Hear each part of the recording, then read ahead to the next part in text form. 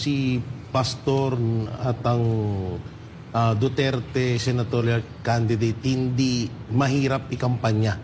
Sa totoo lang, eto na ata ang mga kandidato at lalong-lalo na si Pastor, ito yung mga kandidato na hindi mahirap ikampanya, hindi mahirap ipakilala, bukod sa kilala na rin.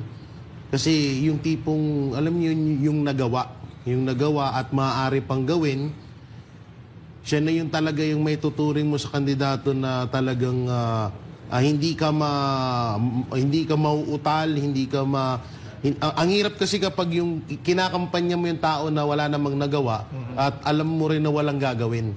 Iyon kasi yung pinagkaiba ng Duterte senatorial candidate, lalong-lalo na si Pastor Apollo Kibuloy, dahil sila kasi may nagawa na sila at may magagawa pa, lalo na sa mga batas na dyan sa Senado.